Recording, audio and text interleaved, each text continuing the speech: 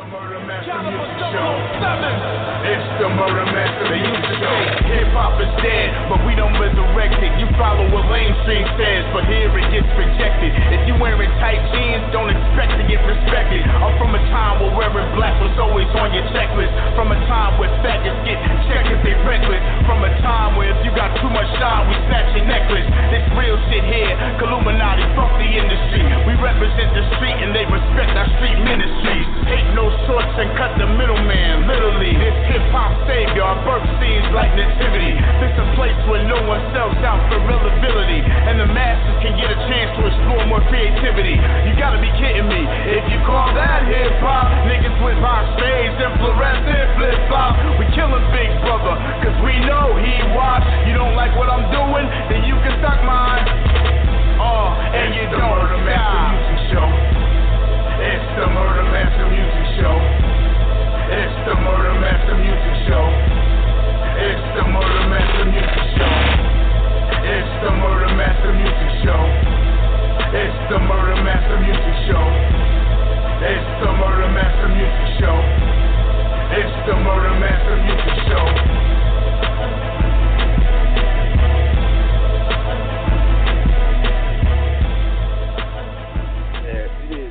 Master Music Show, episode 340 motherfucking 5. Let me bring out my co-host Mac J. Bring out the homie Brandon.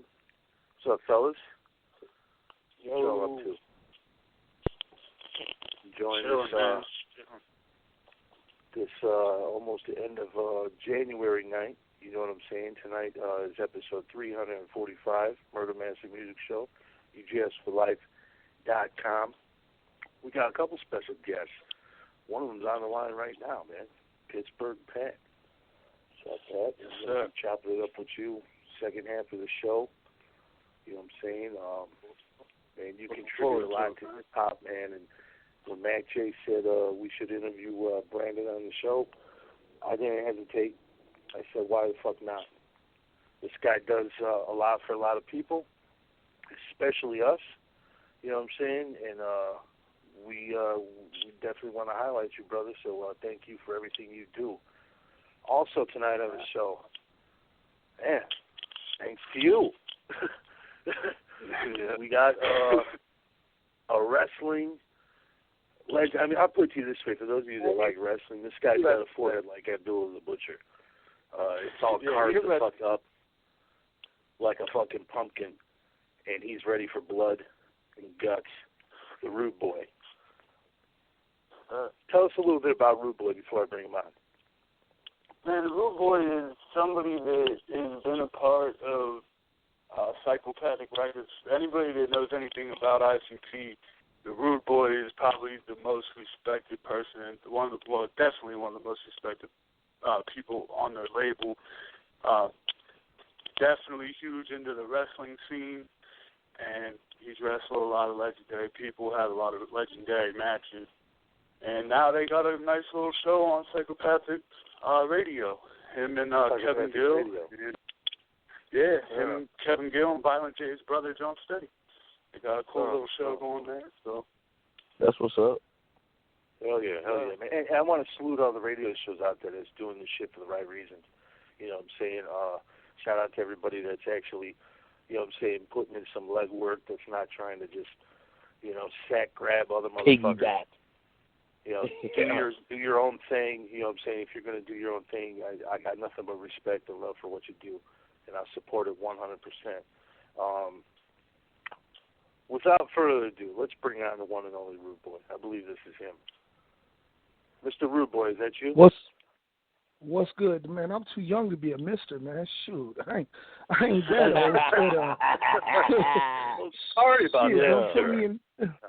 Don't give me that old. What's good, everybody? How y'all doing out there? Man, I'm doing great, man. I'm blessed. I'm in recovery from open heart surgery, and man, I'm doing great, man. You know, when you get a second chance at life, man, you know, you look at shit differently, and you know, I try to keep positivity flowing around me, around my friends and family. So, yeah, man, life is good. I woke up this morning, so, half the battle was done. Hell yeah. Hell yeah, man. What's up, man? Definitely want to salute you, man. Anybody that's ever been through anything like open heart surgery or any type of illness knows the road to recovery is always not an easy one, man.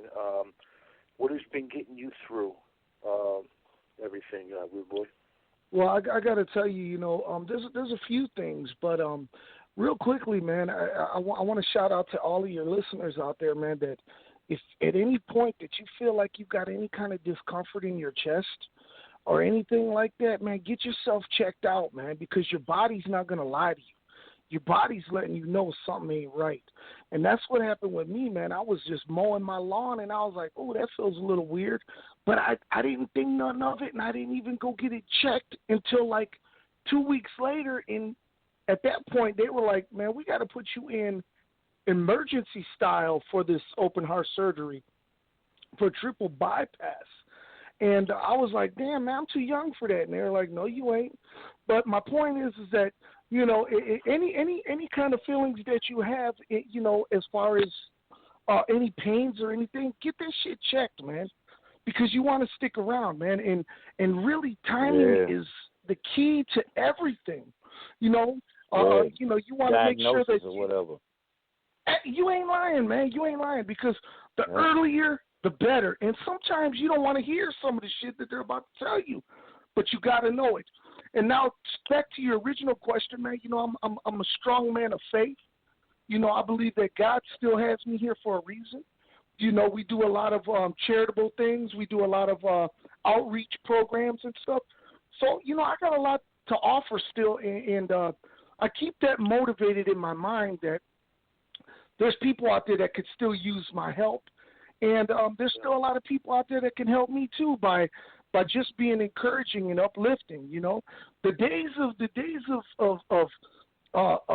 negativity and shit, those days are over, man. That come on, man. We're grown ass men. You know what I'm saying? And all of the crazy shit going on in the world today. I mean, we got a president who's just off the wall, and man, life is just too short for that dumb shit, man. Yeah, real shit. Yeah, it's you're right, man. You're right, especially if you got kids, or any little ones in the family. You want to make sure that you're around to see them get through all this fuck shit that's coming up. You know what I mean? You want to help them out. Make sure you're here for them because they're going to need you. So, absolutely, man.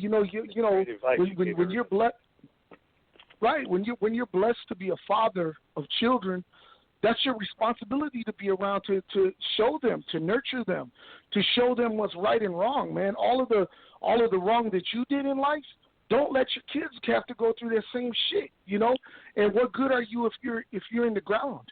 I mean, really, Yeah. Real shit. Wow, man. Let me ask you this, Rude Boy. What's going on with the? I've seen a lot of people reach out for you, man, and help you out with your situation, man. What do you guys got going on right now for the Rude Boy benefit, man? Well, here's the deal. When I got this diagnosis, like I told you guys, it was so fast. It was an emergency triple bypass. So we didn't have no way to prepare for this, and the bills don't stop coming, and when I can't, provide, or I can't go earn money like I'm supposed to, you get set back. But my brothers at Psychopathic, of course they were the first ones to jump up and be like, we're going to do this benefit. Violent J and Shaggy 2 Dope both are going to do solo sets live in concert in Detroit. There's also going to be JCW Wrestling. There's also going to be Zug Island in the house. There's also going to be DJ Carlito. There's going to be DJ Clay. I mean, the outpour of people that want to be a part of this is just truly humbling. It really is, man. It touched my heart. I was like, damn, man, And my lady, she was like, you've touched a lot of people. Out of the 20-something years you've been involved in music and wrestling and entertainment, you've touched a lot of people. And it shows, by the outpour and the generosity of those who are out here wanting to give. And I'm thankful and I'm blessed, and I think about it every day. Again, it's real humbling. And that's going to take place on Friday, February the 24th at the Majestic Theater in downtown Detroit. And, it's just going to be a magical night. And then the following night, ICP is doing for the final time the Riddle Box in its entirety from front to back. And, it's going to be really good, man. I'm excited about it. But more than that, I am truly humbled by it. Definitely, man. I saw a lot of support for you, man. From everybody from ICP to Project Born. I saw a lot of support for you, man. That's what brought it to my attention. Actually, it was Project Born, and I was talking to Scott. I said, man, we need to get Rudy on the show, man. I've always I appreciate it, Yeah, man. I appreciate it. You can have anybody on here, And when you guys decided to have me, it was humbling, and I don't take none of this lightly. I want everyone to know that. Like I said, you could have anybody in this spot right now, but you chose to have me, and I'm thankful for it. I want you all to know that. Yeah, we appreciate you coming. Yeah, hell yeah, man. We really appreciate it. And when y'all do y'all shows and shit, man, it's always y'all always get it in the motherfuckers too. So that's what I always respect too. Whether it be with the wrestling or the shows and everything, like y'all don't have step with that shit, man. You know what I'm saying? No, so I'm always salute y'all on that shit too. No, brother, because you know what, man? People are giving hard-earned money to come out and see a show, and they don't need to see some half-ass shit. They need to see a show. They need to see from top to bottom. And like a lot of shows where cats are trying to get on and stuff, they try to put 20 groups on for the night, and you know what? It gets boring and played out. You need to get a handful of the best, and then just throw down with that. But one of the things that we pride ourselves on is that hey, cats got to spend a lot of money to go out these days. So you better entertain them the right way. That's why we've been doing this for more than almost 28 years doing this. Yeah. And one thing that I appreciate about you guys, man, is everybody took Psychopathic Records as a joke. And they're like, man, they ain't going to make it. It's a fad, blah, blah, blah. Here we are almost 30 years later, and you guys have a wrestling organization. You know what I mean? You have a wrestling organization. Yeah. For real, you guys throw the biggest hip-hop show and metal show every year. The Gathering of the Juggalos has the most hip-hop, has a lot of heavy metal acts. I mean, and the crazy part about it is it's just a group of friends from Detroit. That's what it was. Yeah. Yeah. I've heard you guys just say it recently. Like, there's just a handful of you guys at that league. You know what I mean? That's it, man. When you're doing business with people, you got to do business with people that you trust. That you trust that they're not going to fuck you and you're not going to fuck them. And that's why the longevity of Psychopathic has been so strong. And you mentioned, everybody laughed at us, man, in 1992. That's ages ago. They all laughed at us. But check it out, man. None of us have had 9-to-5 jobs. We've all lived in the entertainment business. And one thing, just like you said, we got the wrestling. We've done movies. We've done major motion pictures. We've done tons of videos and all of that stuff. And why? Because we continue, even now, to keep our eyes on the prize. You don't want to half-step. You don't want people to be like, man, you know what I'm saying? And you know what? Even today, 2017, motherfuckers are still laughing. But guess what? It's usually the haters that are laughing. And it's usually the ones that wish they could be where we are. And you can be. You can. It's just simple. It's not recreating the wheel. It's easy. What it is hard fucking work and a lot of sacrifice. I lost a lot of fine women in my day because of what I did. But you know what, man? It was more important to make sure that this thing that we all believed in got off the ground and went sky high. And you know, we get to live off of that, man. We don't take that lightly. None of us do. Yeah, definitely, man. And your relationship with ICP, I believe that it stayed so strong because you were always one of the ones on the front lines, man. I think JCW has become what it has become because of the legendary matches that you've done. But you guys started out in other independent wrestling, isn't that right? Yeah, it's true. Yeah, we started out here in Detroit in 1990 here in Detroit, and we were wrestling on small independent shows, but we were always like, you know what, if we ever put together our own stuff, we're going to do it balls out. Like you said, man, bringing in all the legends, bringing in all the names that everybody knows, man. We're going to give the juggalos, we're going to give the people who support us the very best. Mm-hmm. And that means giving them the very best in wrestling even, you know? Right. Yeah, Are you participating in the Juggalo March that they're going to have on Washington? You going to be down? You going to be down there with them? I'm blessed to be down there. You know, I'm going to be one of the keynote speakers. And the thing is, let me say this real quickly. Because I was going to ask you, can you give us a little insight on that? Let me tell you this. Okay, so the FBI mm-hmm. labeled all juggalos as gang members. Now, you might think, okay, well, that don't mean shit. Well, it does.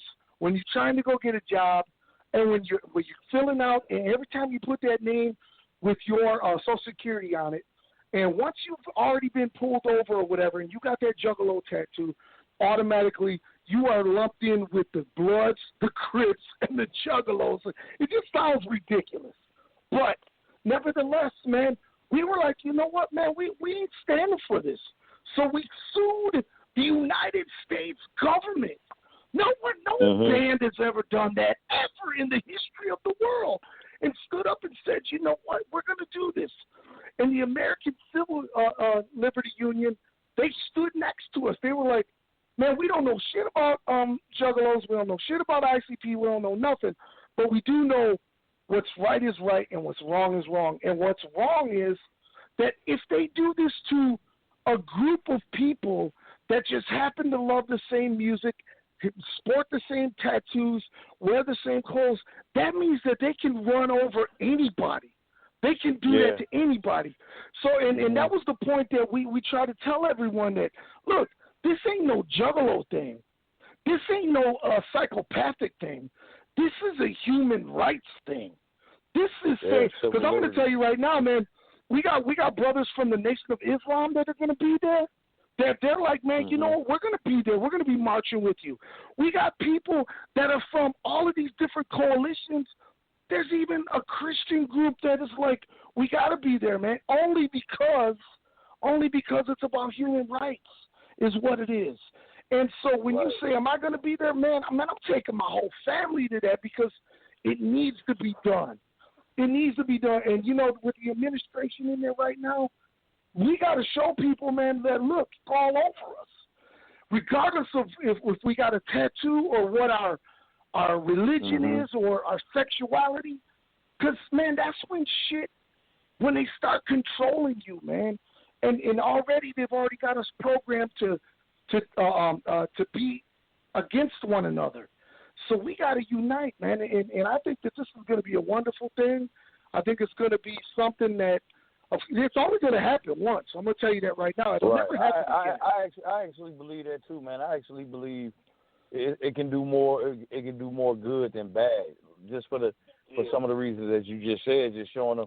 Because if they can do you guys like that, what's going to stop them from doing the next group of people that come together and unite, or the next group of people that come together and unite on some different shit? You know what I'm saying? Like, you don't have to agree with it. You don't have to be a juggalo. You don't have to be down with the music or the culture or nothing to understand that, you know, they targeting a certain type of person, and that shit ain't cool, man. Because they do us they do your group the next way. You know what I'm saying? Like, they might not do you today, but they might get you tomorrow. You know what I'm saying? So we all got to ride together when it comes to shit like that. Exactly. You know, and again, you know, this is about you have to stand together. And look, you know, and is it going to change anything? Who knows? But we won't know if we sit on our asses at home and not do it. You know what I'm saying? Right. We won't know. Well, and you know, one thing that I like to pride myself on how I live life is that I want to know what's at the end of the tunnel. I don't want to sit back and be like, damn, I wonder what was there. Fuck that. I'm walking through it and finding out. You know, I don't want to live my life with no regrets, you know? Yeah, right. And not only have you got a lot of attention from people in the music world, I've been hearing about the Juggalo March on mainstream news. They had it on SportsCenter the other day. So yeah, they did. Yeah.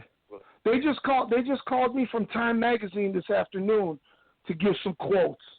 And you know, it's the same thing that I told them. I was like, you know, hey, this is about humanity, man. And people are not just sitting back and letting people walk all over them, man.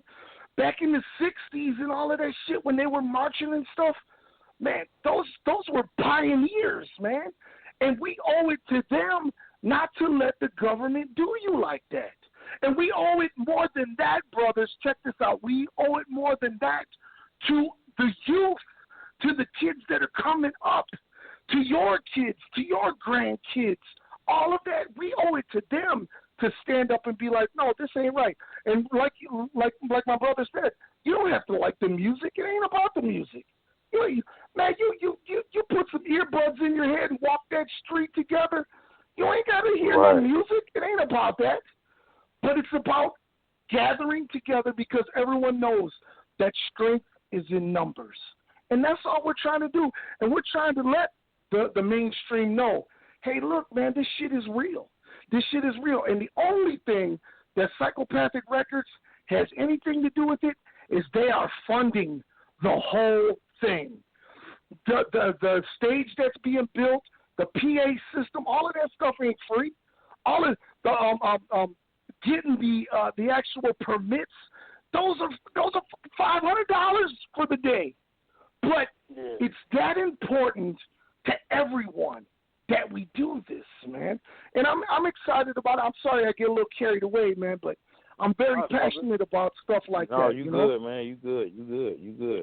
That's, you know what I'm saying? That's what people need to hear. They need to hear the passion for stuff like that. You know what I'm saying? Like, one more thing, Rude Boy. I just want to, I've been seeing this a lot of people are like, man, I'm not going. I'm not getting arrested and all that shit. And I keep trying to tell people, like, the permits are in place. They know you're coming. It's not like you guys are kicking down the White House door and shit. You know what I mean? Right. So, I want people to, like, there's a lot of people that are thinking, like, you guys are just showing up. And a lot of the propaganda that is being spread out there is straight up just hater shit. And here's what it is. Let me say this, man. And I've heard juggalos be like, well, that don't affect me.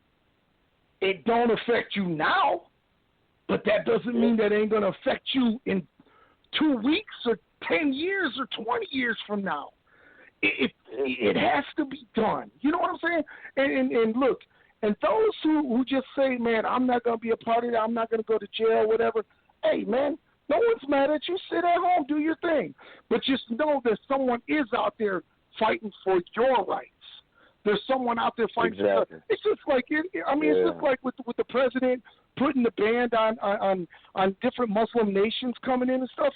Do you realize, let me say this real quickly, brothers, do you realize that there's 54,000 members of the United States military that are Muslim? So what if all of those cats just sat down and was like, all right, go ahead. You know what I'm saying? There's somebody out there who's fighting for you. And that's what we like to be the catalyst about this. That's why we want to be out there and fighting for those who are even saying, you know what, fuck that, I'm not going to go to jail. Nobody has to go to jail. You don't have to go to jail to go and just listen to some speeches and get out there and show numbers. Man, because I'm going to tell you what, This is going to change the face of a lot of stuff, man. Like you guys said, Sports Center's talking about it? Come on, man. At least they're talking about it. Think about that. You know, now it's not just some, look at them, the clowns, they're funny. Now they're like, oh, these motherfuckers are like, for real. When Time Magazine called me, they was like, so this is like really happening. They pulled up the permits and everything, and they were like, I was like, yeah, you know, because this is something that we believe in. And those who are sitting at home, and man, we got love for you too. Do your thing. Do your thing. Maybe one day you could thank us. That's all. That's real shit, man. There you go. It's real shit, man. And but I've seen a lot of negativity being thrown at you guys nowadays, man. And, you guys just keep. That's nothing new. I saw Violent J. You know, I think it was last year. Did the charity tour, the charity show for St. Jude's Hospital, and you know, you guys. Oh yeah, I was out there with him. Oh yeah. You guys do a lot of positive things, man, and you guys don't get enough credit for that shit because, like you said, man, it's ICP. They're just the clowns. You know, nobody takes them serious. Anything that nobody ever gives you guys the credit for the actual good that you do. And I'll tell you, but you know what though? But let me say this real quickly. We have lost some really good publicists in our day because they wanted to put the publicity out there of all of the different charitable things that we've done. And we were like, man, it's not real charity when you're looking for recognition. God knows what you did. You know, you as a man, when you look in the mirror, you know what you did. That's all that really matters, man, you know, at the end of the day. So the haters are going to hate, but as long as I can stand in front of the mirror in the morning and look myself in it and say, hey, man, you're all right guy, then that's all that matters. Real talk, man. And I'll tell you, whenever I posted the flyer that you were going to be on here, the number one thing everybody wanted me to talk about was the situation with Twisted.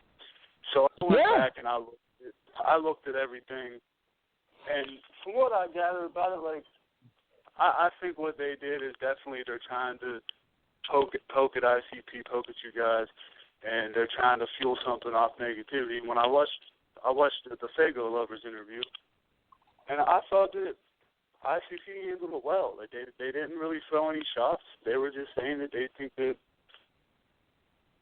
Twisted was taking shots. You know, there's one thing that I'm only going to say this, and I've said this, and when you guys hit me up to do this interview, and they was like, so what don't you want to talk about? Look, I'll talk about anything, because the thing I got to say is, you know, I ain't got nothing to be afraid of, shit, you know. But didn't I say that, right? And so let me say this about, what's that? I said, Hello? 100%. I even told Scott you said that. I told you that I wasn't going to pick it up, and you said, hey, I'm an open book, man. Ask me anything. Yeah, absolutely. So as far as Twisted goes, let me say this real quickly, and I'm not going to dwell on it because it doesn't. There's no merit in it. Here's the deal. I'm going to say this, and then you just make your own decisions on what's right and what's wrong. Do not run around calling family, juggalo love, when you're getting a paycheck to do it. When you are asked to be a part of the cause, to walk with your juggalo brothers and sisters in a march, and you turn your backs on them, well then right there tells the story. I don't have to say nothing after that. The writing is on the wall, and whatever their personal agenda is on this whole situation, the fact of the matter is the juggalos 20 years have made sure that Twisted has had nice homes, nice cars, living good lives. I mean, come on, man. You don't owe it to your fans. That's all. Mm-hmm. That's all. Yeah. Real shit, real boy. Let's switch gears a little bit. Let's have a little bit of fun, man. I looked at the list of people that you've wrestled, man. Yeah. What's the most memorable match that you ever wrestled in? Oh shit! The most memorable match was probably when I wrestled Necro Butcher at the Gathering. It was like 5 years ago, and there was no ropes match, and it was lumberjacks around the ring with weapons. And when I slammed him on the chair, he broke his leg. And I was like, oh, fuck, what do we do now, man? His bone was actually sticking out of his leg. So I was trying not to throw up at the same time as trying to pin him. So that was pretty memorable. I got a lot of great memories of wrestling people. Abdullah the Butcher and Kamala, and I mean, Jake I was going to ask you about Abby. You got any good stories about Abby? Abdullah the Butcher, let me tell you something. The first time I wrestled him, one thing that a lot of people don't know is that he's a real paranoid guy. So the first time I wrestled him, what he does, if you look at his fingers when you're watching wrestling tapes or whatever, and all of his fingers are taped up, there's razor blades in every one of those fingers, every one of them. And I went to hit Abdullah, and I went to pick him up like I was going to scoop him, and he put those razor blades into my neck and was saying real quietly, put me down, let me go. And what do you do when you got razor blades at your jugular vein? You just listen, But the first couple times I wrestled him, I was just a young guy, and he was a veteran, so he just took advantage and beat the shit out of me. But later on in life, man, we became good friends, and if you ever go to his restaurant in Atlanta, it's called Abdullah the Butcher's House of Ribs and Chinese Food. Believe it or not, that's what it's called. There's actually a picture of me and him wrestling together on his Wall of Fame, man. So I was pretty honored. Oh, that's got to be a huge honor for you. Absolutely. Yeah. And then wrestling, and then wasn't he? Was he serious? Yeah, he was definitely. Your jugular. Well, he didn't know me. He didn't know what I was going to do to him. I'm 20 years younger than he is, and so he was protecting himself. That's what the old timers did back then, man. They didn't know when a young guy was going to try to get make some news. I mean, because look, seriously, he's an old man. I was a young guy then. I was in great shape. I could probably kill him. But he had to protect himself. And then another memorable match, man, was when I wrestled in a 3-way with Terry Funk and Dusty Rhodes, man. Who the fuck gets to be in the ring with Terry Funk and Dusty Rhodes? I mean, really? It's a dream come true, man.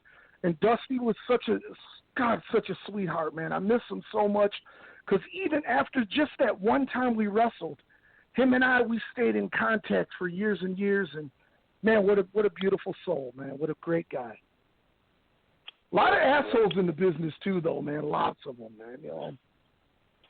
Who are some of the guys that like really like would fuck with you a little bit too much? That you is there anybody? Well, one of them was Vampiro. Vampiro, him and I, we would, and we never wrestled each other ever. But man, like he'd come on some of the tours with us, and man, he was much bigger, a lot stronger than me. And I remember a couple times he'd be fucking around with me on the tour bus. And one time he had me like in a chokehold, and I fell up against the drawer in our kitchen, and I pulled out a pair of scissors and I stuck it to his throat. And I was like, you might want to go ahead and let me go now because this is about to go in your throat. So, So, I mean, he was, he liked to play a little bit too much, and I don't really care for that. I'm a grown-ass man. I ain't got time for that dumb shit. Yeah. Oh, yeah, definitely. There's definitely a cutoff point for all that fucking around. Yeah, man, it's crazy. You wrestled the best of the best, man. I mean, Terry Funk, what was he like, man? You remember that? I know you remember that death match with him and Cactus Jack back in the mid-'90s. Oh, yeah. Because we did the Stranglemania with that. Yeah.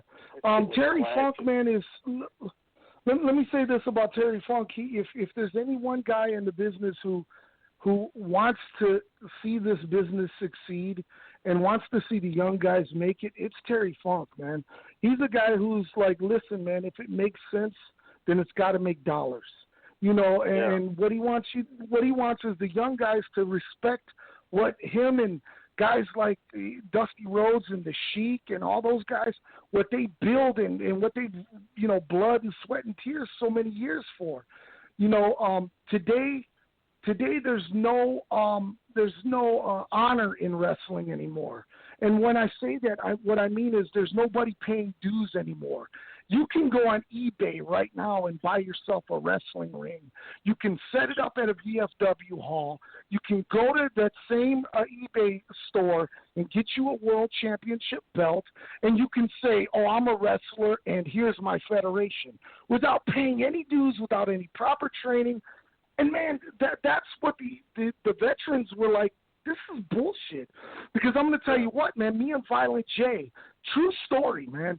True story. One of our first or second matches that we had, we were in Detroit. We did a show, and then we got invited by the Sheik and Sabu to go to Fort Wayne, Indiana the next night to wrestle. And we were like, oh, shit, man, this is going to be great, blah, blah, blah.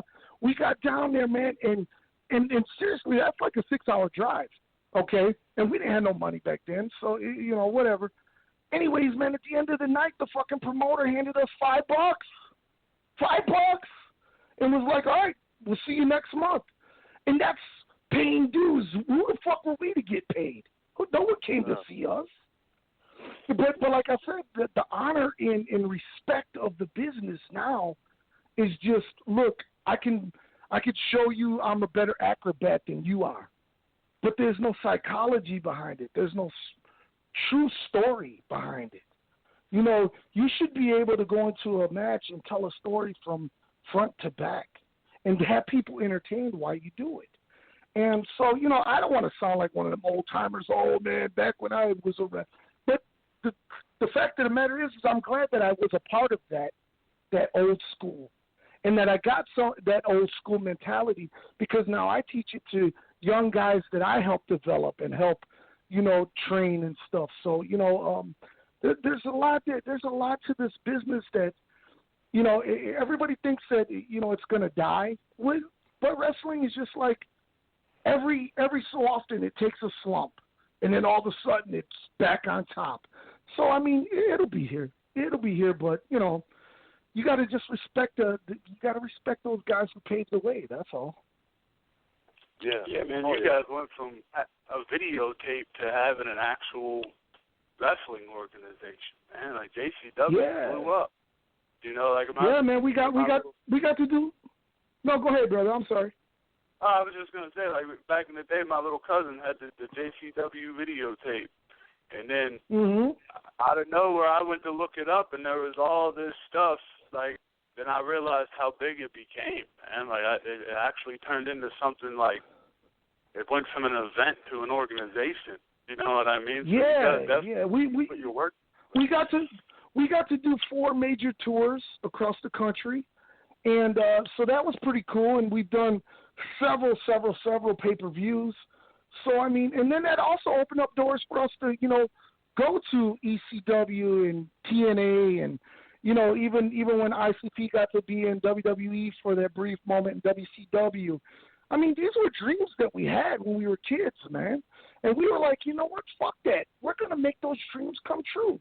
You can't. The only person that can stop you from your dreams is you. That's it. Come hell or high water, get it done. That's how we live our lives. Oh yeah. You guys came a long way, man. What's up with Psychopathic Radio, man? Why don't you tell us a little bit about that, man? Well, you know, Psychopathic Radio, you know, the Juggalo show every other Thursday. We got one coming up in a couple days here on Thursday nights. It's 8 p.m. Eastern Standard Time, and so it's like 5 o'clock on the West Coast. But, you know, we chop it up for a couple hours each week, and every other week, I should say. And we give away prizes, and, you know, we talk about what's happening in the world. not only just in the world, but what's happening in, the music industry and movie, everything that's pop culture and shit, and anything that we can laugh at, pretty much, we do. Our listener and viewership is up to 1 million people worldwide, so we're pretty excited about that. And man, we're just, we're just trying to keep it moving. We're trying to keep juggalos entertained by other juggalos. That's what we're doing, I mean, and like with the radio show, with the wrestling organization, we also have our own gaming con. Dark Carnival Games convention is coming up in April. So if you're into like dice and you're into like magic card games, and I don't know nothing about it. That's all Jump Steady shit. But video games and all of that stuff, man, you pay to come in, you play for free all night long. Then there's going to be after parties. It's going to be nuts. But I don't know nothing about it as far as dice and Dungeons and Dragons and stuff like that. I never got into any of that stuff. No LARPing. Yeah, see, I don't. Man, I only knew how to shoot craps. That's it. Right, but the people that get into that shit, they be in that shit. So that's cool. That's good that y'all having something for motherfuckers that's into that though. You know what I'm saying? Oh yeah. And it's gonna be a 3-day event. And like I said, man, after parties and stuff, and they got 2 hotels where motherfuckers are gonna be partying all night and stuff. So it's gonna be fun, man. What my boy Jump Steady likes to say, come on down to Detroit, April 21st through the 23rd, and get your nerd on. There you go. I'll tell you what, Rude Boy, hell of a show, man. I want to thank you again for coming on, and I want you to keep getting better.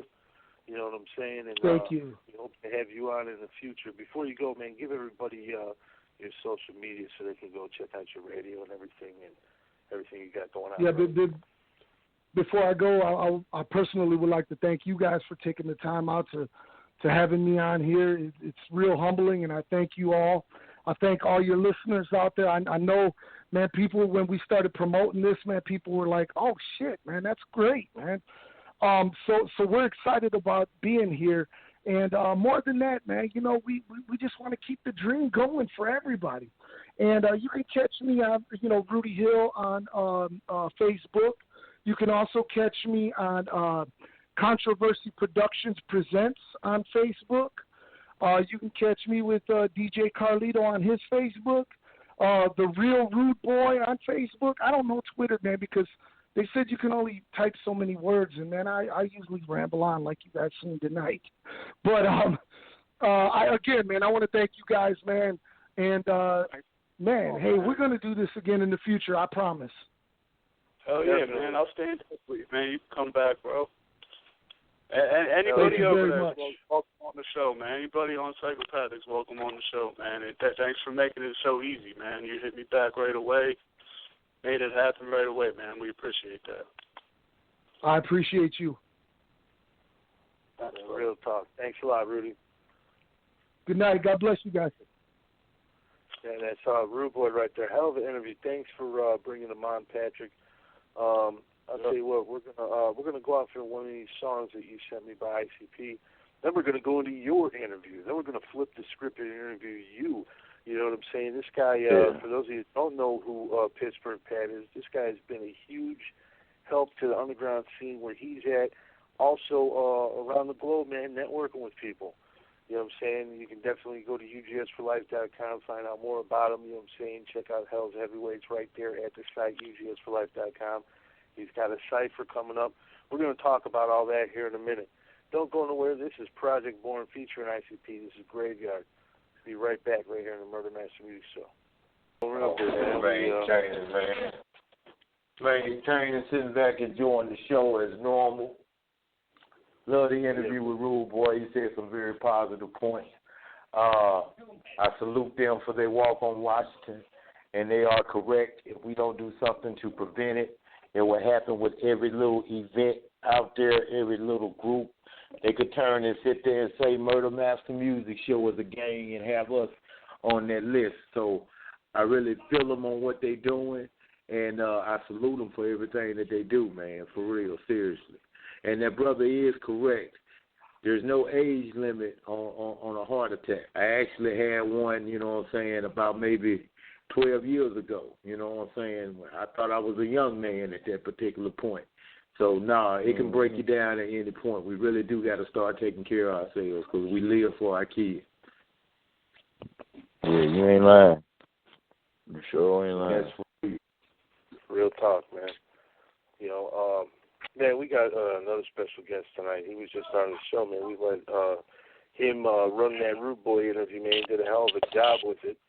But this guy here, man, he's the definition of support. You know what I mean? He's like the type of dude that you want on your team. You know, and he's definitely been helping us out a lot. I know I can speak for you too, Exodomi and Caliber, many other people. You know what I'm saying? This guy represents a lot of people. Man, let's bring him on. Pittsburgh Patrick. What's up, Pittsburgh Patrick? How you doing, brother? Welcome to the Murder Master Music Show. Yeah. Thank you for calling in tonight. We haven't talked to you in a very, very long time. What's the show called again, man? What's the website? It's called the Murder Master Music Show. Last I checked, but man, first and foremost, brother, tell everybody what your you know what I'm saying, your introduction to hip hop was, man. It was actually my mom, man. I mean, it wasn't her primary music. Shout out to your mom, man. Hell yeah. Yeah, but I mean, when I was a kid, I mean, she loved Public Enemy, Run DMC, all the old stuff, man. She liked Sir Mix-a-Lot and not, you know, Baby Got Back or whatever it was. Like Sir Mix-a-Lot had a bunch of good records before that, you know what I mean? So that was my early introduction, and my brother. My brother was 4 years older than me.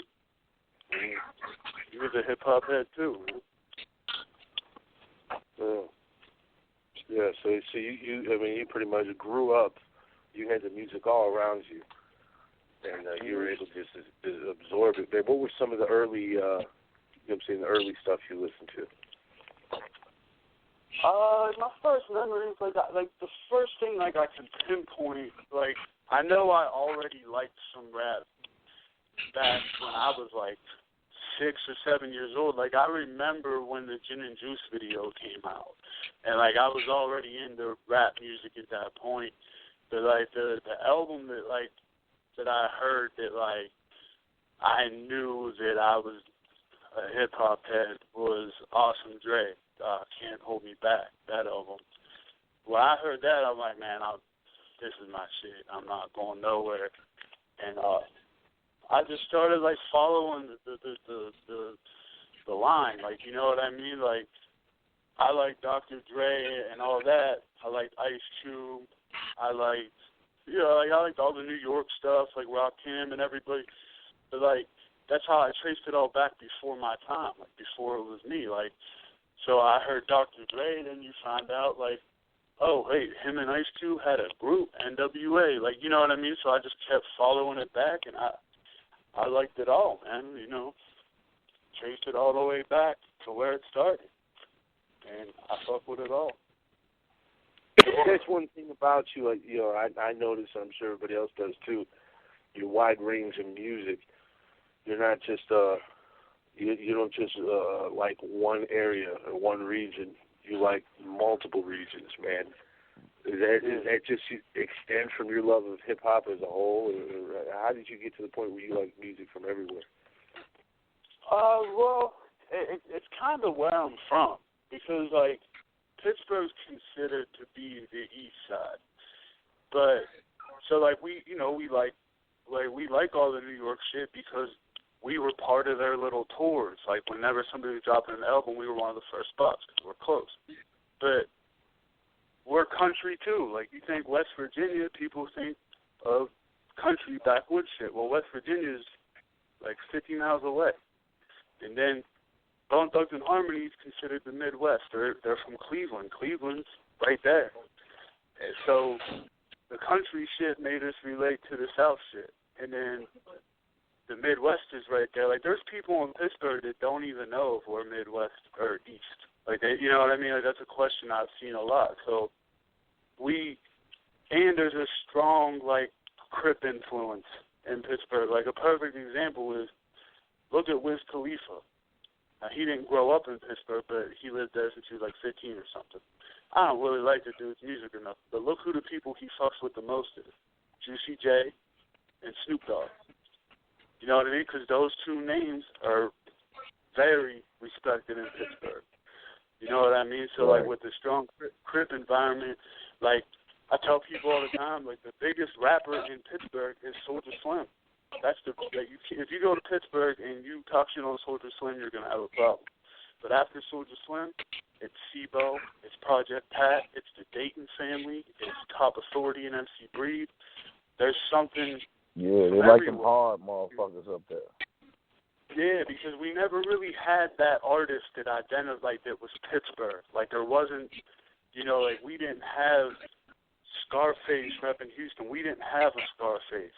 Like, we adopted other artists. And I don't really know how it started with Soulja Slim, but that's Tupac to people in Pittsburgh. Like, if you went on YouTube and looked up Pittsburgh rappers, most Pittsburgh rappers that are just street rappers, their music ties in with Soulja Slim somehow. You know, like, they'll mention Soulja Slim in their songs because they know people will fuck with it. You know what I mean?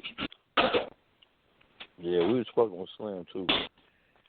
And when I was in Memphis, when Soulja Slim really popped off, everybody fucked with Soulja Slim, man. He did his thing. Yeah, and that's what I tell people all the time. Like, it's hard for me to pinpoint what my favorite is. Like, if I have to give an answer, I usually give Tupac, just because, like, Tupac was kind of more than a rapper to me. You know what I mean? Like, Tupac, like, I was young. I was 10 when he died. So, like, Tupac was, like, you thought you knew Tupac. Like, you know what I mean? Like, you had, like, a relationship with Pac because, like, he was just that powerful. You know what I'm saying? But, I mean, I can't say that I like Soulja Slim more than I like Koji Rap. Like, I can't say that. Like, today, I might listen to Koji Rap all day. And then tomorrow, I'm feeling Soulja Slim. So, like, I don't really know who my favorite is. I just love shit that's real, you know what I mean? And there's days I listen to C Murder, and I'm like, man, C Murder's my favorite rapper. But you know what I mean? Like, it's hard for me to pinpoint who my favorite rapper of all time is. You know what I mean? It's just, I love all kinds of shit. But the people I list, they're from all over the place. You know what I mean? Like, there's not really a special sound that I'm just like, yeah, this is my favorite sound, because I can't really pinpoint. Yeah. Yeah, that's the good thing about it is you got diversity, and that's what enables you to find good music. You know what I'm saying? A lot of cats they miss a lot of good music because I'm only going to listen to rappers in Sacramento or rappers in fucking Omaha. I'm not going to listen to anybody else. Meanwhile, they're missing a whole slew of people. I love all them dudes, man. Like Spice One, that was one of the first rappers that I called my favorite rapper. You know what I mean? Like, like that was one of the I can recall where I'm like, man, like that's all I listened to for a certain amount of time, and it was Spice One. You know, and then after that it was Koji Rap, and it was Wu-Tang Clan and Nas. Like, you know what I mean? Like I just like it all, man. And like I tell people this shit all the time. Like I talk shit on what's going on now in the mainstream. And I'm like, man, like, I don't want to talk about them dudes. Like, I wish I liked that. You know what I mean? Like, I wish they were doing something that I liked, but they're just not. There's no ingredient of what they do with hip-hop and what they're doing. There's just not. Like, they don't have respect for the people before them. They don't sound, most of them aren't even fucking rapping. So it's like, I wish I liked what they were doing. I always supported hip-hop, man. Like, I think the 90s shit was better, but I fucked with The Game, and, like, Saigon's one of my favorite rappers. Like, I always supported what was coming after it, you know what I mean? I just can't support this shit, man. I don't blame you. You're not alone in that fight. I'm in the same way, man. Like I told Prez, I don't think I look for a mainstream release since like the G Unit album. You know what I'm saying? Like, it's been that long since I actually like went and bought a CD that was on a major label. And if I did buy one, it was like a reissue of something that was already out years ago. I bought old CDs all the time, though. You know what I'm saying? Like, ain't nothing like coming up on an old copy of some shit that you used to have, just because I like to have the physical copies. I can stream shit all day long. I got albums for days. You know what I'm saying? But it's something like having that physical copy, man. Yeah, man. Like, you know I found Nature for All Seasons last week for like $4 fucking. I was so happy I fucking found that CD because I always loved that album and I haven't had it in a long time, and I found it for $4. That's the only shit that I buy. Like, is all the old shit. You know what I mean? Mhm. Other than that, like it depends on like all even with like the new Scarface, the new album he had, I didn't run out to go buy it. You know what I'm saying? Like, I know they had it all in the fucking stores and shit, but like if they had K Reno all 7 of his in the stores here, I can see myself running straight to buy it. Yeah. But what's so cool about the underground is you could buy directly from these guys. You know what I'm saying? Like to have Nip, put me and Prayer's name on the back of his CD and then actually send us one. That type of shit is dope. So what I want to ask you is like, what gives you that passion to you know what I'm saying? Keep repping for the underground though. You know what I'm saying? Like you got your own Facebook group that's pretty popping, and like what gives you the motivation to always rep for the underground when you got all this shit being played out? It's mainly because of something you just mentioned. Like you said, like how you can get the CD from Gangsta Nip straight from Gangsta Nip. Like I got Dice's album by Colin Dice on the phone. I got Shoestring from the Dayton Family's album from calling them on the phone. Like, all of the hip-hop is here. Like, for all that dumb shit going on the mainstream, like, we have it down here. Like, we're living good. We got all kinds of artists. Like, you know what I mean? But, like, the main part of it is I really just love this shit, to keep it real. I mean, that's how I found you guys. Because you, like, Murder Dog was my shit. When I was in prison, I wrote Murder Dog because I always had a subscription out on the street because you couldn't always find them. Like, some months they would be there, some months they wouldn't. So I had a subscription. I went to jail. I was going to be there for a minute, so I wrote them. I was like, look, my money didn't hit yet. Please save my issues for me. When I send you the money, send me my back issues with it. Like, I'll pay for them. I'm not asking for nothing for free, you know what I mean? And Murder Dog hooked me up the whole time until it stopped for free. I never had to pay for anything. You know what I mean? So, the underground, for me, like, I found you guys, I think it was the Derry Heller interview. I think that's what, like, got me, like, seeing the Murder Master music show. And then, like, I remember the one time, like, I don't remember what guest it was, but I shared a post. And Prez, like, commented, like, thanks for the share. And I'm like, man, fuck this. Like, what the fuck he care? You know what I mean? And then, like, one day I, like, said something about Murder Dog, and he commented back, and I actually looked at his name, and I knew his name. I'm like, oh, shit, this is dude from Murder Dog. You know what I mean? And then, like, the rest, you know what I'm saying? Like, I didn't pay attention to his name at first, because when I came home and got online, I just was sending people requests left and right. Like, I didn't know nobody. You know what I mean? But, like, for real, like, what keeps me passionate about it is, like, for one, I feel that I shouldn't stand out, and I do, because I do support people, but everybody claims to support people, but they really don't. They just support their favorite artists and shit. But, like, I really believe... Which for real ain't nothing really wrong with that, but support, you know, you stand out because you do support. You know what I'm saying? Like, wouldn't nobody really care about your page or even want to listen to this interview if you really didn't support Brandon. You know what I'm saying? Like, that's what, because a lot of motherfuckers say they support, but they really don't. They just they have support. They sometimes ask motherfuckers. Sometimes they do it, sometimes they don't. But you always, loyal. you always been loyal. But I mean, you gotta. If you can't say that I support the underground or I support hip hop, if you're just supporting one camp, like you're just supporting an underground artist, you're not supporting the underground. It's a huge fucking team. It's a big difference. Like, for the most part, like, I just love this shit. Like, when I say, like, when I share a post, like, go buy the Chinaman Records compilation, I really want you to listen to it. I really think that you're gonna like it. You know what I mean? Like, when I talk about Exit Only or Fred Stye or you know, you're not just saying this shit to try to look cool and shit. You actually want these. Yeah. You really, that's, you know what I'm saying? That's called real support. You know what I'm saying? Because I be feeling the same way. Like, when I share somebody's shit, I'll be for real, like, check this shit out. You know what I'm saying? Like, I'm not doing it to get on your nerves. That's why I don't tag a whole lot of people and shit like that. I just, if you watching my page, you're going to see it anyway. I just share shit. You know what I'm saying? I don't really do a whole bunch of that tagging shit. But every now and then I will tag. Yeah, I share Monte Cristo shit every day. And I never tag Monte Cristo like, hey man, look over here, like, you know, show me some love. You know what I mean? Right, like, I'm about to say I see a gang of Monte Cristo shit through you. For real. Yeah, you know what I mean? There's a lot of people that's in it for the wrong reasons.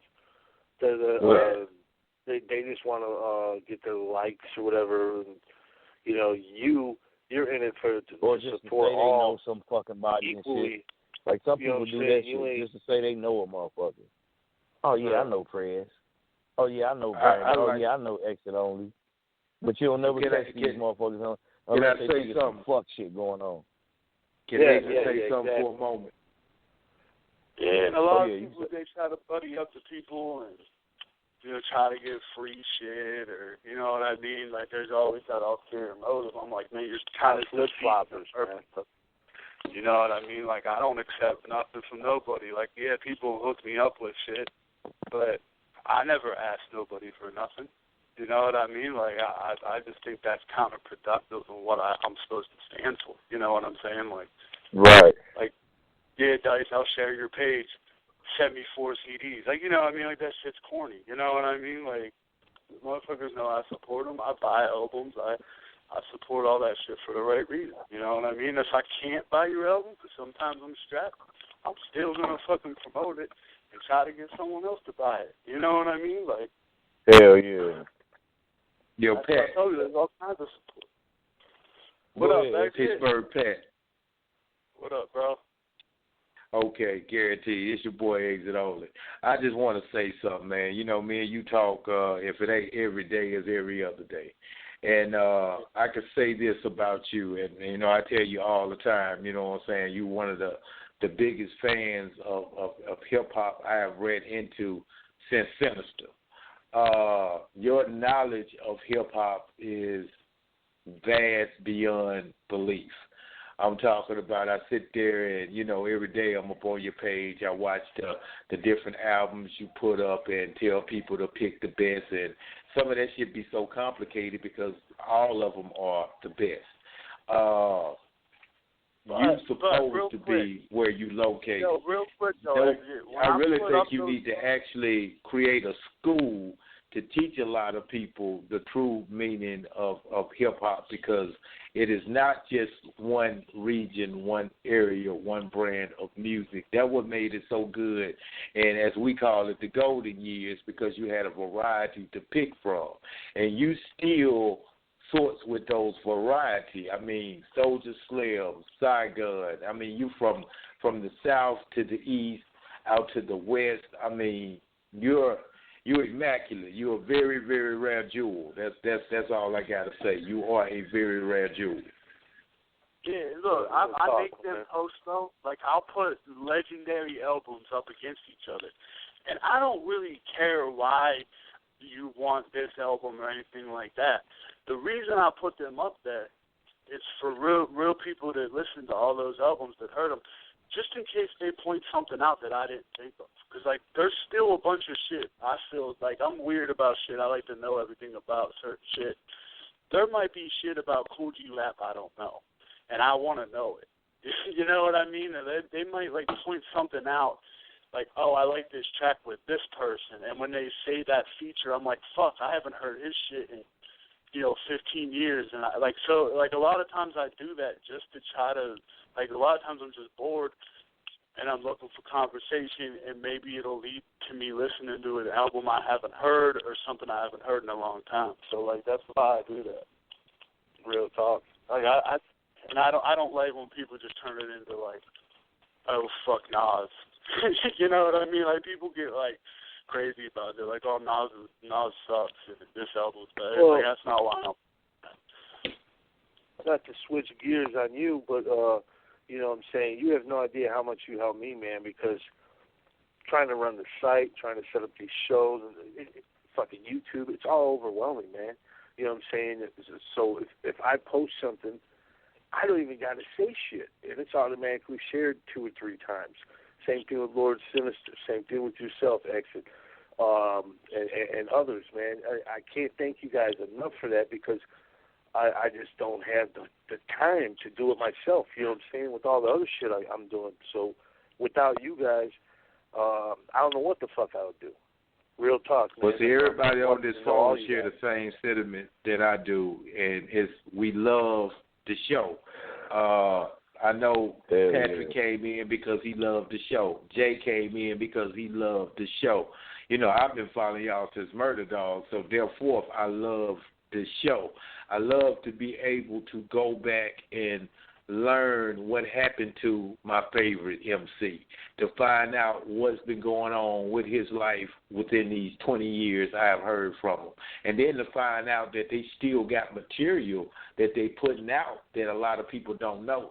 Because, see, back in the days, word of mouth was how records spread. You know, somebody in your neighborhood come back and be like, yo, you heard the new 2 Live Crew? You need to get it. And you ran to the store and you got it. You know what I'm saying? But nowadays, we don't have that type of outlet anymore. But we do. It is the Murder Master Music Show. Anything you want to find out is there. So I salute you, Chris, for everything that y'all doing over there, man. And that's real talk. That's not just shooting smoke. That's real talk. I appreciate it, man. That's why I support this show, because for how I am, and I love the old school hip hop. I love underground hip hop, all that shit. Like, I've never found somebody that represents it better. I just haven't. You know what I mean? There's a lot of good shows out there. You know what I mean?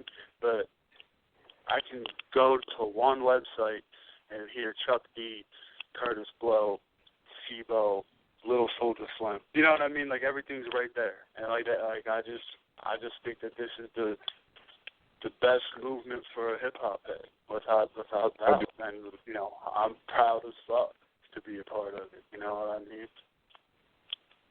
Yeah, I appreciate that, man. You know, and you know, this thing was designed for interaction too, man. So we encourage people to call into the show. There was a point in time where we shut down the calls for a little bit, you know what I'm saying, and we was just focusing on building up the archive. But this year, we've kind of opened up the floodgates a little bit. We let people in, and we're going to continue to do so, man. If you got a story that you want to tell, if you got some dope music you want us to check out, then go to EGSforLife.com. You know, click on the info, get at us. You know what I'm saying? We're going to go in a little break before we get back here and chop it up with you, Pittsburgh Patrick. We're going to play one of these dope Saigon tracks you sent me, you know what I'm saying, which we hope to have him on the show, but he's not rapping right now, man. He's kind of fed up with the game. Now, what the fuck was that shit? That was garbage. Real shit. Yachty's better than that guy, man. No. Real shit. That's lyricism, you know what I'm saying, at its best, you know what I'm saying, that's right up there, you know what I'm saying, towards the top of the pyramid of hip-hop, man. You know what I'm saying, right at the top is cats like him, cats like K. Reno, of course, Mortal Technique. There's a lot of dope MCs out there that's really spitting, you know what I'm saying. It's important that lyrics, you know, it's crazy. If you look at what the generation of hip-hop has become, first they got rid of the DJ. They started getting rid of the art, you know what I'm saying. They definitely got rid of the clothes. I don't know what the fuck these motherfuckers are wearing nowadays. Now they're getting rid of the lyrics. What's left after that? Just some dudes mumbling like they're speaking in tongues at some type of a freaking holy roller church with rattlesnakes and weird fucking hair. I don't know, guys. We're in for a long haul here. But as long as we keep playing music like that, we're good. You know what I'm saying? We're good. When did you first, Brandon, you first notice that there was going to be a serious problem in hip-hop? Oh, man. See, I guess I was telling you this last night, but it's like I was locked up, right? So I didn't have a choice but to listen to mainstream hip-hop. Like, we got twice a week we got to listen to satellite radio. So we got to hear some stuff that wasn't really played, you know what I mean, like on BET and shit, you know what I mean? And I saw the decline, man, because before, I mean, like all the dance music, like, you know, just like the Happy Club dance music, that shit's been here forever, man. Like Kid and Play was huge when Rakim was around. So you never heard anybody say Kid and Play is better than Rakim, you know. And then, like when people like D4L and them Franchise Boys, when they had their thing going on, everybody knew what that was. Like they were coming, they had a hit record. You knew they weren't going to be here 10 years from now. Like you knew what it was, and we didn't hate that shit. We just, if you didn't like it, you didn't like it because there was still a variety of other shit out there. No, you never heard them Franchise Boys say, fuck NWA, fuck Public Enemy. You know what I mean? Like, they just came, made their money, and they got out of the fucking way. But while that was going on, you still had other shit to listen to. But then I started to notice it. Like I remember seeing Saigon, who we just played. I saw his video on in the middle of the night on BET. And I'm like, that is a world premiere. And I'm like, nice. Like, finally Saigon's album's coming out. You know, shit's going to blow up. Because he had a nice, like, buzz going on, like, the mixtape shit. Like, all the big rappers was shouting him out. He had songs with all the big rappers and shit. And then, like, next thing I know, like, the whole top 10 on BET was like, Soulja Boy. And like all that type of shit.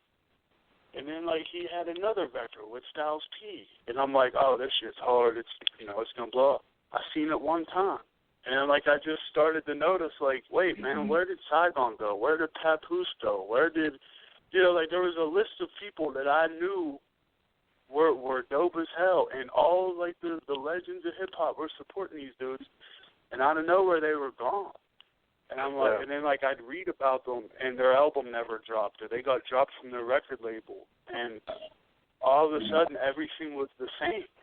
Like, you know what I mean? It was everybody. It's just what you got going on, and what you just said. Like I watched it happen. Like I watched it go from the lyrics were important to okay, we need lyrics and good beats, and then for a moment there was a bunch of rappers just surviving off a good beat, because with technology, people had more to work with, and there was some. I heard a bunch of songs that had these dope ass beats, but if you listen to the lyrics weren't saying nothing. They were just riding the beat. I got money. And then I got swag. Yeah, and then bullshit basically, but dope. Yeah, beats, and then there, and you just said, what's the last? Like what's next? What's left for them to take? Well, like I just posted something today, like. The new thing in hip-hop is how many of these new little rappers you hear, they want to be rock stars. Like, the most popular song right now, I don't even want to say what it is, because fuck that song. But in the video, the dude's wearing a Marilyn Manson T-shirt. And he's the same dude that was disrespecting DJ Premier a couple months ago. So it's like they don't even care about hip-hop anymore. Like, they don't even care about it. They don't care what these dudes are saying about them. They don't care. Yeah, they don't care about those before them. That's real shit. Yeah. It's disgusting. But what you're doing, though, not to cut you off, what you're doing, you're showcasing. You know what I'm saying? A lot of artists, along with Living Dead Productions, Scratch LDP, the homie D Pain. You got this cipher. You guys chose the deep cover beat, man. What made you guys want to choose this? And Tell us about this whole cipher, man. At first, I wanted Scratch to make a beat because he's a hell of a producer. I'm like, man, make a fucking beat and let's get a bunch of people on it. And he's like, nah, man, let's do something classic, man. And, you know, he convinced me that beat cover was the right way to go, and it was. It was probably the best choice because everybody knows that shit. But the whole point of the song was just to make a dope song. Nobody asked for money. We're not selling it. When the song's released, it's everybody's song. Like, everybody can have it. I just told the only rule is nobody can sell it. You know what I mean? Nobody can put it on their album and sell it. Like, you know what I mean? But the only ulterior motive I had in the whole thing was I wanted to hear Caliber 007 with Monte Cristo, with Fresh Style, with Exit. Like, I picked my favorite fucking rappers, and Scratch picked his favorite rappers, and we got them all on the fucking track together. That's the only thing about it. That's the only hidden agenda, is that we just wanted to hear our favorite rappers do a song together. You know what I mean? So it's free. It'll be out next Tuesday, and I've only heard the people that I've got. I've only heard those verses, and everybody killed it. Everybody. Caliber killed it. Exit killed it. Fred Stiles. Everybody. Super Smash Brothers did a good job on it too. Like, you know what I mean? Like, they're out. Let me shout out Super Smash Brothers real quick, man, because they always support UGS for life. They're artists. Yeah, shout out to Super Smash Brothers. They're still the featured artists over at UGSforlife.com. Go click on their link, and you can go to a page that tells about them and go to all their social media links. How did you meet them guys? Yeah, they got a new album. Yeah, they got a new album coming out in a couple of days. I think it's the second. Spotlight City. That's the first. They got Project Born, Mastermind. They got all kind of people on it, man. They put a lot of work into it. So shout out to those guys, man. They always show some love and everything, you know. But yeah, man. So the deep cover thing, it's gonna be dope, man. Like, Scratch spent a lot of fucking time putting it together, and really the credit really belongs to him, because he's the one that actually did the work. Like, all I did was message some people and send some emails. Like, the artists deserve the credit, because all I did was contact. He put the song together, they recorded the verses. So, but it's dope, trust me. All the verses I've heard, you've heard most of them, Fred. They're fucking good, man. Like, everybody's gonna love this fucking song, man. The stuff I heard, is this. Everybody brought the heat. You know what I'm saying? I'm looking forward to it. Shout out to Scratch. You know what I'm saying? Yeah, this dude's a beast on the graphics too. If you guys want graphics, UGSforlife.com. Hit up Scratch, man. Yeah, we're gonna be debuting that here on the 7th. You know what I'm saying? We got a show with homie Caliber 007, and then we're gonna debut the cipher after his interview, which is actually his birthday too that day. So, you know what I'm saying? It's his birthday show. Why not? You know what I'm saying? It'll be a dope show, and then plus we'll be able to bring on some people and chop it up. You know, some of the people that were on the cipher. You know, it's going to be a good show. We're looking forward to that.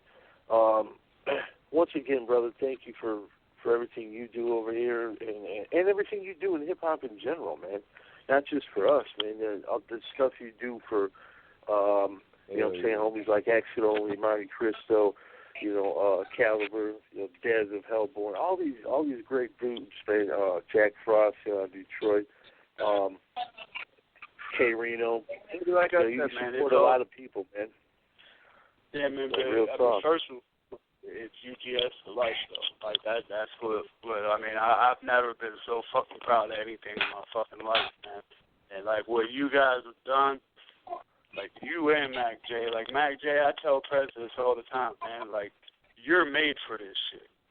Like your show on Saturday is fucking dope.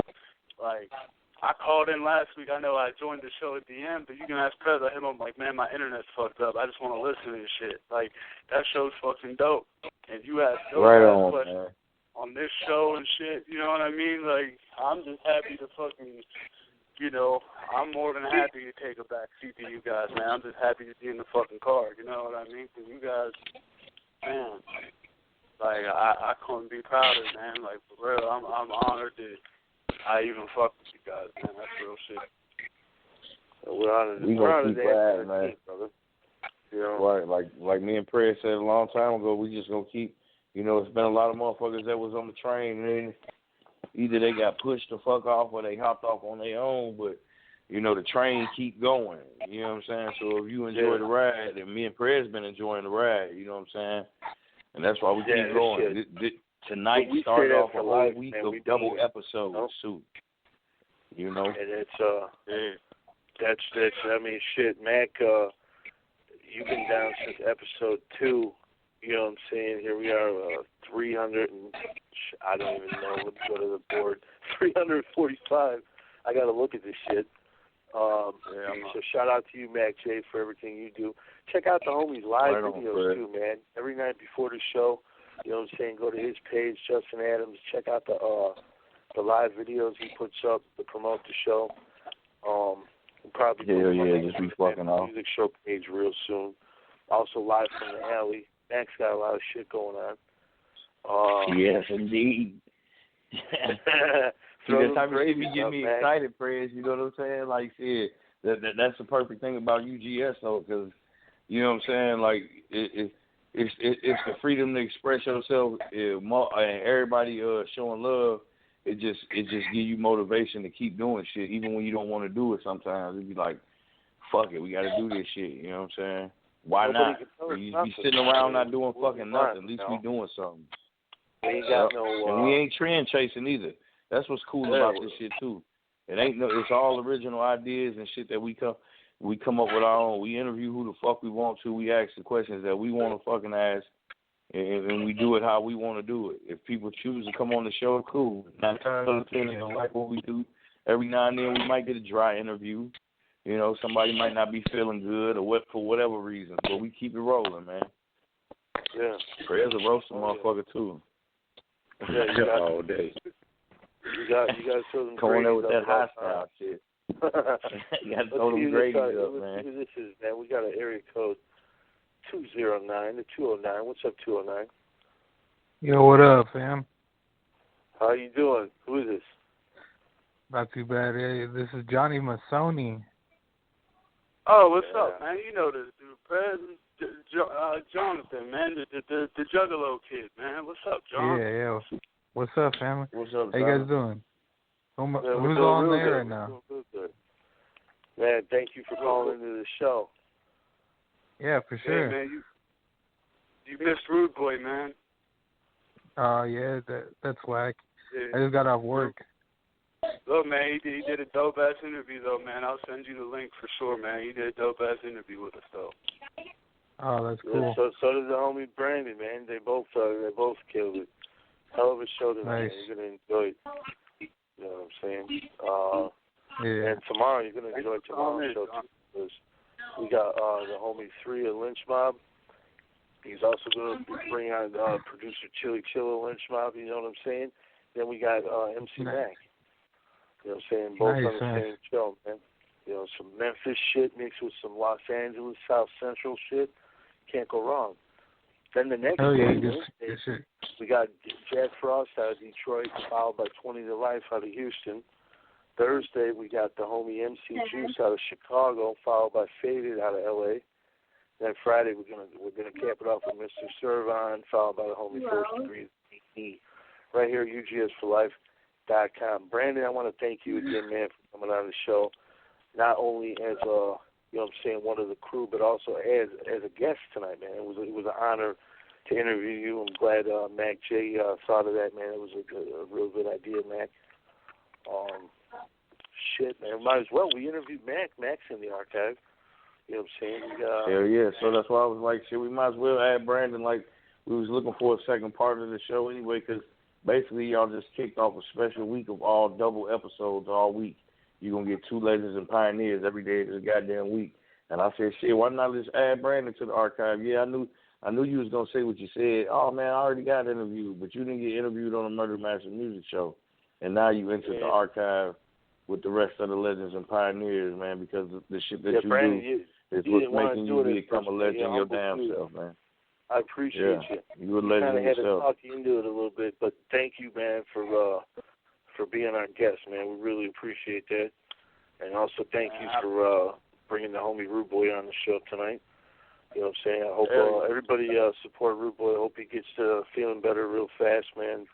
You heard it. It's really good. The homie had triple bypass. You know, so it's serious shit. I encourage everybody, like you said, you know, get yourself checked out, man. He a real dude too, though, man. Like what he said on the show, that was real shit. I hit him up. He's like, yeah, and I'm like, look, man, I'm aware of all the negative shit going on. I ain't gonna bring it up. If you want to talk about it, go ahead. He's like, man, if the listeners want to know it, ask me the question. I'm an open book. That's exactly what he said. And then he's a real dude. Shout out to the Rude Boy, man. Like, man.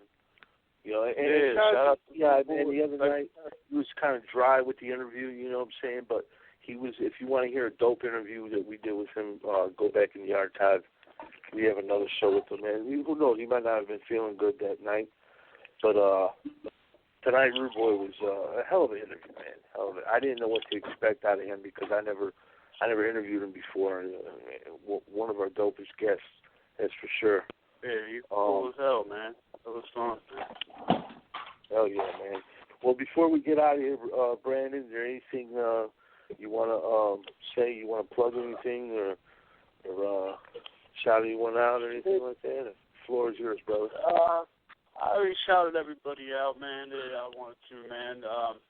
For real, I just want to tell everybody, man, like, the reason people fuck with me is just because I'm doing what you should be fucking doing if you claim that you support shit. I shouldn't stand out. Support this shit. And if you don't, then you can't complain about all the dumb shit that's going on because you're not doing nothing. You know what I mean? Like, I don't know what the fuck they're playing. You know what I mean? I'm too busy listening to real shit.